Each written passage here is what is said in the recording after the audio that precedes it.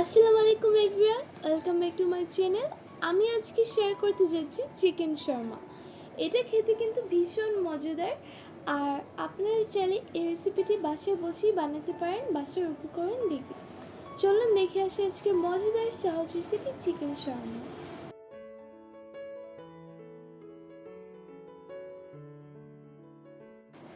Chicken Sharma বানানোর জন্য আমি এখানে ইউজ করব 2 চামচ পরিমাণ মতো ইস্ট।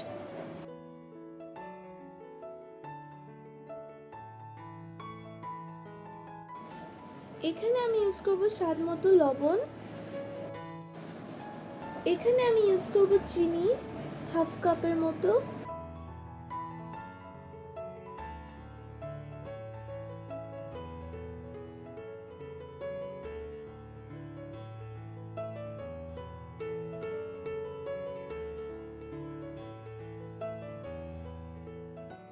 এখানে আমি ইউজ করব 1 কাপ পরিমাণ মতো ফুল ক্রিম মিল্ক, মানে ঘন দুধ।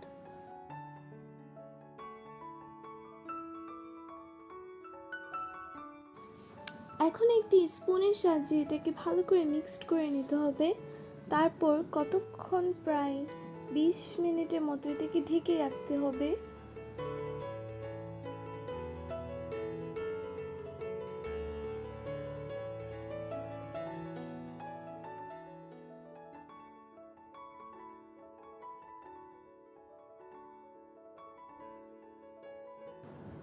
শর্মার মাংসটা তৈরি করার জন্য এখানে আমি ইউজ করব 2 চামচ পরিমাণ মতো সয়া সস। তো এখানে আমি ইউজ করব রসুন আর আদা বাটা।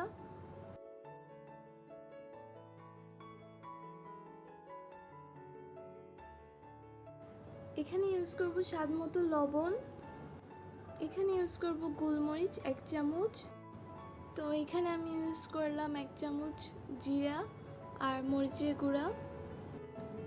সেই সাথে এখানে ইউজ করলাম চিলি সস আর দিয়ে দেবো ওয়েস্টার সস। এখন আমি হাতের সাহায্যে এটাকে মিশিয়ে প্রায় 20 মিনিটের মতো রেখে দিব। এখানে আমি হাঁড়ি গরম করে দিয়ে দিলাম বাটার। আপনারা চাইলে ইউজ করতে পারেন রান্না করে তেল।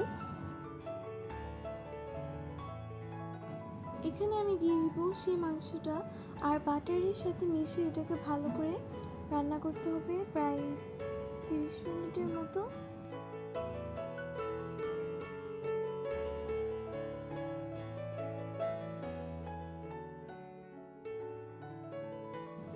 যতক্ষণ না এটা পানিটা শুকিয়ে যাবে ততক্ষণ এটাকে নাড়াতে হবে।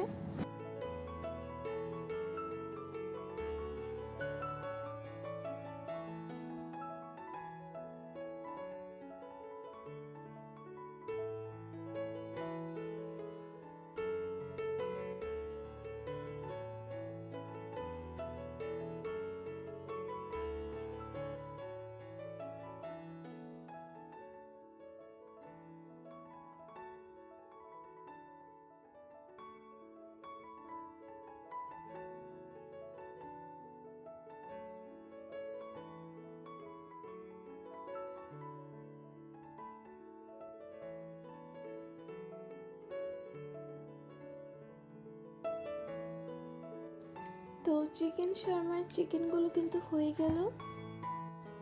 এখন মাংসগুলোকে ছড়িয়ে দিচ্ছি যাতে মাংসগুলো ঠান্ডা হয়ে যায়।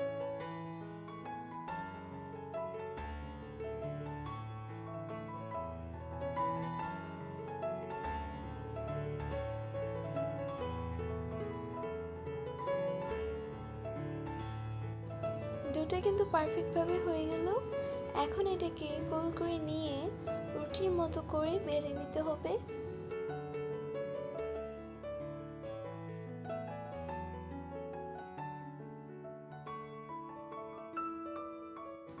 এখানে সবগুলো ডো দিয়ে আমি গোল করে নিব ওইভাবে।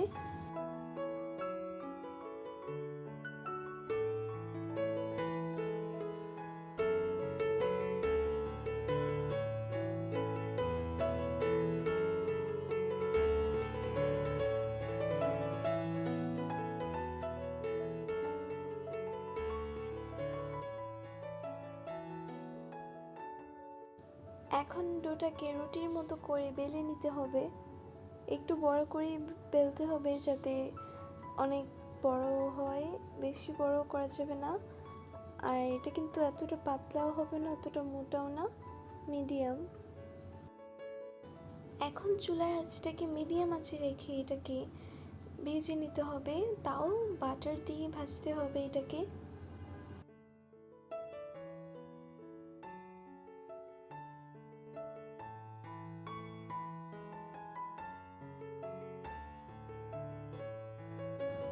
তো এখানে আমি ইউজ করলাম বাটার।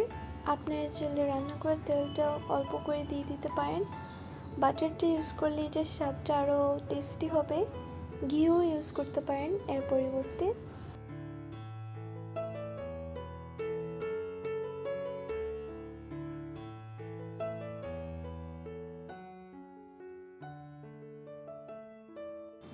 তো এইভাবে উল্টিয়ে উল্টিয়ে এটাকে ভিজিয়ে নিতে হবে আর প্রেস করে দিতে হবে যাতে কাঁচা না থাকে।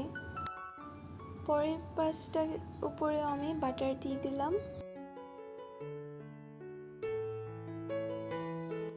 তো এটা কিন্তু হয়ে গেল, আপনি দেখতেই পাচ্ছেন কত সুন্দর, আর এটার স্মেলটা কিন্তু খুবই ভালো আসবে।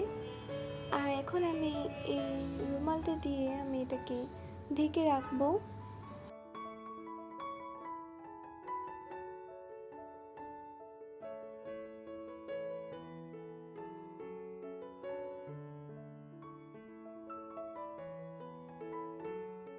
এখন আমি এটার উপর সসটা দেওয়ার জন্য বানিয়ে নিব নিজের হাতের তৈরি সস। এখানে আমি ইউজ করলাম চিলি সস, টমেটো সস, আর দিয়ে দিব মেয়োনিজ 2 চামচ।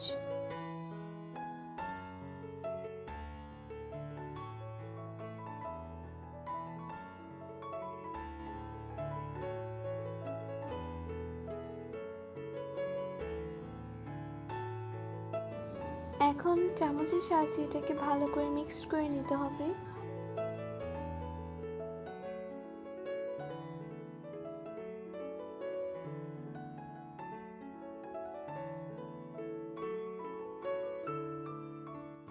সসটা কিন্তু পারফেক্টভাবে হয়ে গেল।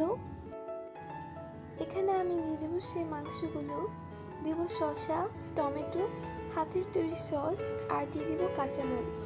কাঁচামরিচটা আপনারা চাইলে নাও ইউজ করতে পারেন।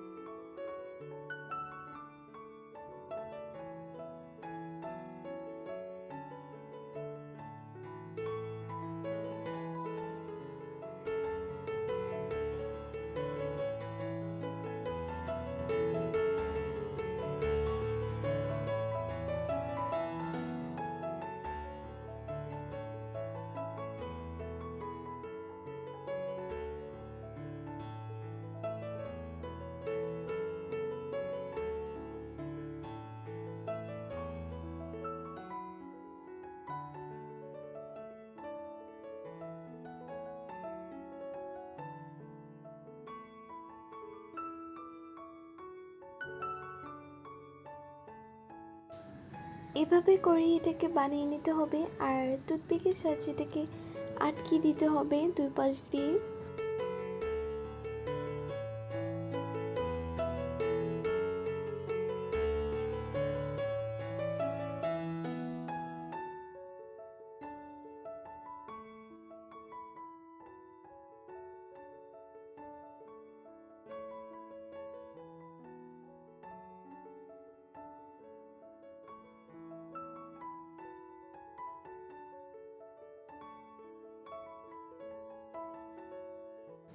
আপনারা দেখতেই পাচ্ছেন এটা দেখতে কতটা ইয়াম্মি লাগছে, আর খেতে কিন্তু এটা ভীষণ মজা।